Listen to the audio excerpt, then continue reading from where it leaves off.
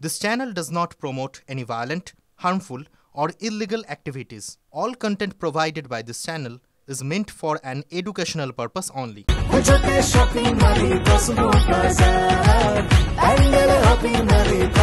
Cosmo বাজার পুজোর shopping two pandal hopping, সঙ্গে রয়েছে দারুণ আকর্ষণীয় উপহার। আরজিকরের চিকিৎসক পড়ুয়া রহস্য মৃত্যুতে গ্রেপ্তার তার প্রেমিক। পরিবারের অভিযোগ, 4 দিন ধরে মালদার একটি হোটেলে মেয়েকে আটকে রেখেছিল উজ্জ্বল। বিয়ের জন্য চাপ দেওয়াতেই পরিকল্পনা করে খুন। ধৃত এমবিবিএস এর পড়ুয়াকে হেফাজতে পেয়ে জেরা করছে পুলিশ। সহপাঠীদের জিজ্ঞাসাবাদের সঙ্গেই মৃতের মোবাইল ফোনও খতিয়ে দেখছেন তদন্তকারীরা।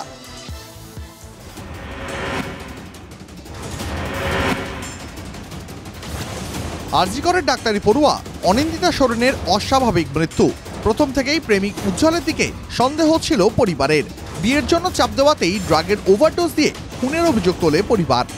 মনে হচ্ছে কিছু খাইয়ে দিয়েছে জোর করে, না হলে তো আমার মেয়ে প্রতিদিন কথা বলেছে, তো পরশুদিন থেকে কথা বলছে। ওরা জগন্নাথপুরীতে সাক্ষী গোপাল আছে, ওখানে নাকি সিঁদুর দিয়েছে। অভিযোগ পেয়ে তদন্তে নামে পুলিশ। ফোনের লোকেশন ট্র্যাক করে আটক করা হয় তরুণীর প্রেমিক উজ্জ্বল সোরেনকে। ম্যারাথন জিজ্ঞাসাবাদের পর মালদা মেডিকেলের এমবিবিএস এর ফাইনাল ইয়ারের পড়ুয়াকে গ্রেপ্তার করেছে পুলিশ। ধৃতকে 6 দিনের পুলিশ হেফাজতে পাঠিয়েছে আদালত। আরজিকরের ডাক্তারি পড়ুয়া মৃত অনিন্দিতা সোরেন বালুরঘাটের বাসিন্দা। পড়াশোনার সূত্রে থাকতেন কলকাতায়। প্রেমিক উজ্জ্বল সোরেনের বাড়ি দক্ষিণ 24 পরগনার মহেশতলায়। পুলিশ সূত্রে খবর, গত 8 তারিখ প্রেমিকের ডাকে মালদায় আসেন তরুণী। মালদা শহরের একটি হোটেলে দুজন ছিলেন। গত বৃহস্পতিবার অচেতন অবস্থায় অনিন্দিতাকে মালদা মেডিকেল কলেজে ভর্তি করেন উজ্জ্বল। ওষুধের ওভারডোজের জেরে তরুণীর মৃত্যু হয় বলে দাবি। আর দিন সেই হোটেলে আরজিকরের সেই ছাত্রীকে কেউ জোর করে ওষুধ খাইয়ে দিয়েছিল নাকি সে স্বেচ্ছায় খেয়েছিল, এই প্রশ্নগুলোই কিন্তু এখন ভাবিয়ে তুলেছে পুলিশকে। অনিন্দিতার ফোন খতিয়ে দেখছেন তদন্তকারীরা। আরও তথ্য তালাশে ধৃত ডাক্তারি পড়ুয়ার বন্ধুদের জিজ্ঞাসাবাদ করছে পুলিশ। ইতিমধ্যেই পুরো বিষয়টা নিয়েই কিন্তু পুলিশ একরকম কোমর বেঁধে নেমে পড়েছে। মালদা থেকে ক্যামেরায় মুজিবর শেখের সঙ্গে শুভতোষ, TV9 বাংলা। শুভেন্দুর জেলায় সমবায় ভোটে ধুয়ে মুছে সাফ তৃণমূল কংগ্রেস। 9টি আসনে জিতল বিজেপি। রবিবার দিনভর সমবায় সমিতি নির্বাচনকে ঘিরে অশান্ত ছিল খেজুরি।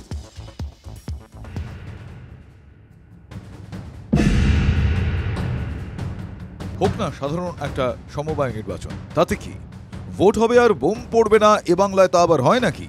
তাই তো সামান্য খেজুরির সমবায় নির্বাচন ঘিরে দিনভর তপ্ত রইল খেজুরি। বিজেপির অভিযোগ, রবিবার ভোর রাত থেকেই তাদের প্রার্থী অমৃত পাত্রর বাড়ি লক্ষ্য করে বোমা ছোড়ে তৃণমূল। অভিযোগ অস্বীকার করে পাল্টা বিজেপি গোষ্ঠীদ্বন্দ্বের দিকে আঙুল তুলেছে ঘাসফুল শিবির। সেরকম ঘটনা আমরা তো মানে কি ওই এলাকাটা আমার অঞ্চল যেটা থাকলেও ওই এলাকার তো একদম বিজেপি কঠিন প্রভাব। আমরা তো একটা বুথে ঢুকতে গিয়ে প্রচুর বেগ পেতে হয়েছে। ওখানে টোটালি মানে আগে থেকেই দুটো ইলেকশনে আমরা ওখানে কিছু কাজই করতে পারি। দিনভর অশান্তি হলেও শুভেন্দুর জেলায় হাসি ফুটল বিজেপির মুখে।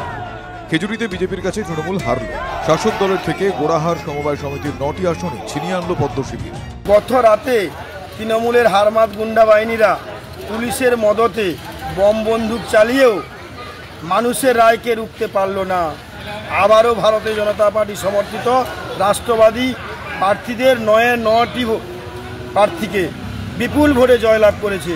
ভোটে জয়ের পর সমবায় সমিতির অফিসের সামনে বিজয়োল্লাসে মাতেন বিজেপির কর্মী সমর্থক। তৃণমূলের হয়ে কাজ করেছে পুলিশ, এই অভিযোগ তুলে পুলিশকে লক্ষ্য করে জুতো দেখানোর অভিযোগ বিজেপির বিরুদ্ধে।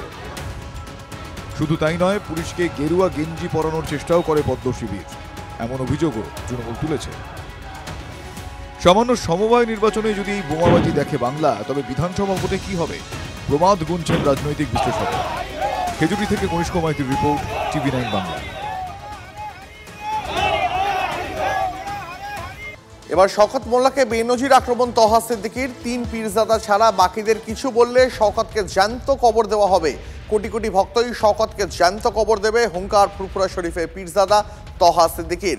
তহা সিদ্দিকী অপরাধীর ভাষায় কথা বলছেন। পাল্টা আক্রমণ তৃণমূল বিধায়কের। তহার মুখোশ খুলে দেওয়ার পাল্টা হুঁশিয়ারি দিয়েছেন শওকত। শওকত যদি 3 জন ছাড়া অন্য কোনো পীরের আওলাদকে বলে না, আমাদেরও কিছু করতে হবে না। কোটি কোটি আমাদের ভক্ত আছে, শওকতকে না জ্যান্ত কবর দিয়ে দেবে।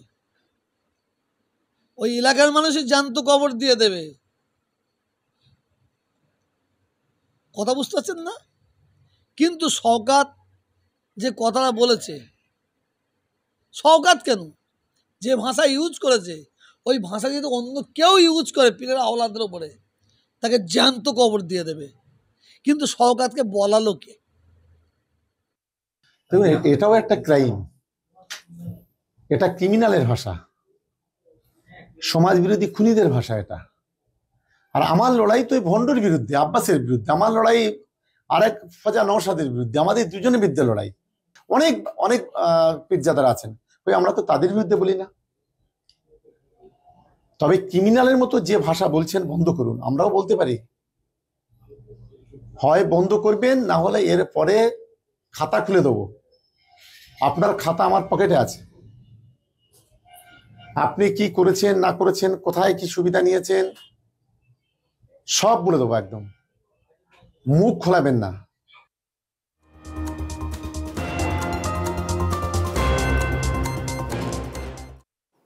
এবার ক্রিকেটের মাঠেও অপারেশন সিঁদুর। এশিয়া কাপে পাকিস্তানকে দুর্মুষ করলো ভারত।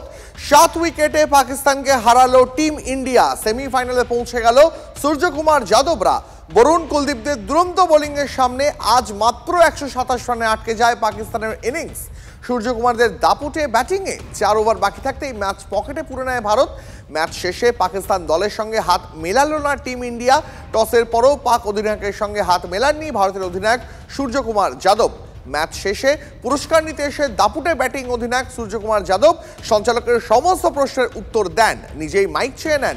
জানান তিনি কিছু বলতে চান। বলেন, পেহেলগাঁও হত্যায় নিহতদের পরিবারের পাশে রয়েছে ভারতীয় ক্রিকেট দল। আজকের এই জয় উৎসর্গ করলেন ভারতীয় সেনাকে। বললেন, আগামী দিনে ভারতীয় সেনাও আমাদের এই একইভাবে ইন্সপায়ার করুক।